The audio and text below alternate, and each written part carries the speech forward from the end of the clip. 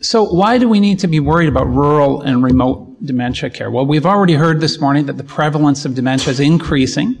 We have large rural populations. Canada, it's about 30%. In Saskatchewan, it's almost half of people who live in rural areas, and there are special access problems when you live there.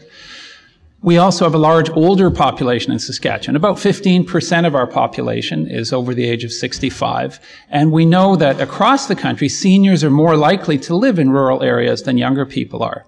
We also have a large geographic area, 1 million people in a huge geographic area. So to put that a little bit in perspective, Saskatchewan is similar in size to Texas. Texas is slightly bigger.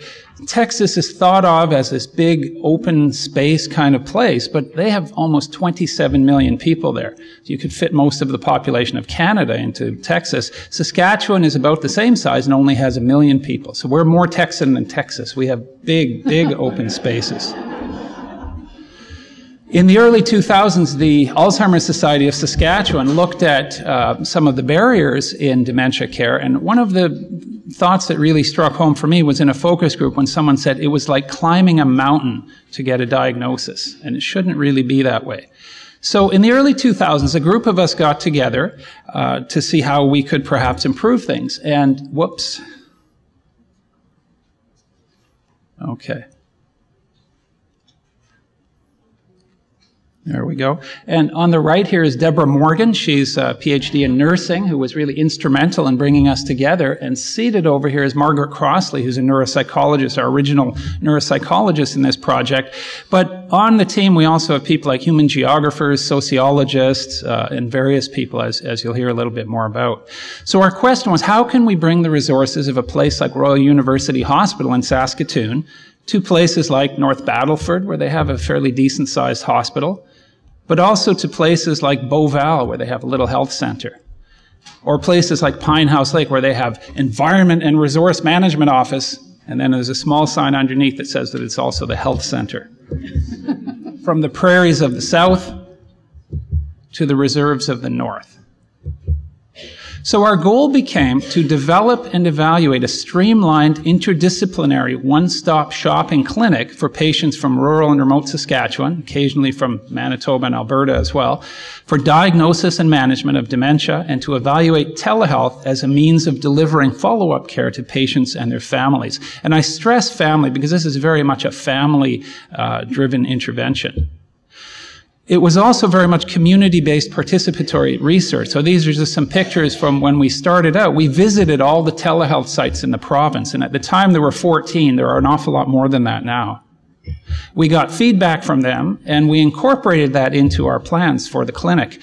So when someone's referred by a primary care physician or nurse practitioner, there's an initial telehealth visit where they get their blood work done to check things like B12 that was mentioned earlier. They meet with our nurse and our neuropsychologist who orient them a bit towards the clinic and what's going to happen.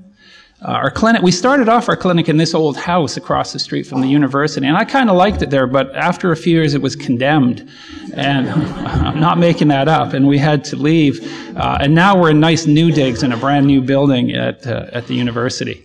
So on clinic day, we have a meeting with the patient and family. It's a joint assessment, and then individual assessments by a neurologist, myself, a neuropsychologist, physiotherapist, dietitian. They get their neuroimaging on the day that they travel to Saskatoon for this appointment. Some of the things we've adapted, our neuropsychologists have, is the special needs of people in the Saskatchewan environment, especially in a northern Saskatchewan Aboriginal environment. So for example, this is a commonly used neuropsychological test, the Bushke-Cued Recall Test. We don't have an awful lot of elephants in northern Saskatchewan. I guess we used to have mammoths, but that was a bit before my time. So what Margaret came up with was this pictorial prairie bushki, where it was things more relevant to the northern Aboriginal experience to ask people to remember. Another example from a test called Pyramids and Palm Trees, you're supposed to say which of the things on the bottom goes with the one on the top. Now, neuropsychologists are very secretive, and they won't tell me what the right answer is, but I think it's the lion that goes with the clown, because they're both in that joke about why don't lions eat clowns? They might taste funny. No, I think it's because they're both in the circus, right? But we don't have lions, we don't have giraffes in northern Saskatchewan. I suppose we have about as many clowns as most people. Well, Actually, Ottawa probably has more clowns than most places, I guess. But here's a more Saskatchewan-oriented pyramids and palm trees. Margaret called this grasshoppers and geese. And so here, which of these would you use on this forest trail in the wintertime? Obviously, you would pick the snowmobile. At the end of the day, we have an interdisciplinary meeting of all the professionals who've been seeing the patient and family through the day. The family doctor calls in on the telephone, and then we meet with the patient and family to discuss diagnosis and treatment. So we go through the diagnostic process in one day. The patient and family head home, and this is not Saskatoon International Airport. This is one of the northern dirt runways that you can land on if you're visiting a northern community. When we started doing this, no one was really doing this sort of multidisciplinary clinic with telehealth follow-up. So we really didn't know if telehealth was a valid way of following people with dementia. And I had my doubts about it myself. Would these people with dementia really understand that the guy on the TV was talking to them? So when we started this as an investigation, we randomized people to be seen at 6 weeks, either in person in Saskatoon, meaning they travel all the way back to Saskatoon, or over telehealth from their home community. And then we alternated at 6 weeks, 12 weeks, 6 months, 12 months between being seen over telehealth and being seen in Saskatoon. And as you can see on the bottom right, we now have a much bigger television than we did when we started. I suppose most people do these days. What kind of people do we see? Well, almost half are Alzheimer's disease, 15% mild cognitive impairment, 13 or 14% normal or subjective cognitive impairment, 10% frontotemporal. And you can go down the list. This is just everything more than 1%. Interestingly, at the bottom, that head injury, which is not really dementia, but just sequelae of head injury, made up slightly over 1% of the people we were asked to see. So does it work? Well, first we can look at the practical matter of travel saved. So if we looked at our first 363 patients and looked at kilometers per round trip, the mean distance to telehealth round trip was 71 kilometers. So that's not trivial, even just to get to telehealth in your local community. The mean round trip to Saskatoon was 529 kilometers, so saving 458 kilometers on average on a trip. And that's immense when you're looking at an elderly person with dementia. To put them in a car and drive them for 2.5 hours for a short appointment for follow-up, that really is a large saving. People are very satisfied with the telehealth visits. They would use it again. They would recommend it to other people. We looked at satisfaction with appointments. So the top row is telehealth, the bottom row is in person, and essentially what we found is there was no difference in satisfaction with the appointment. I was just as unsatisfying whether I saw them over telehealth or in person.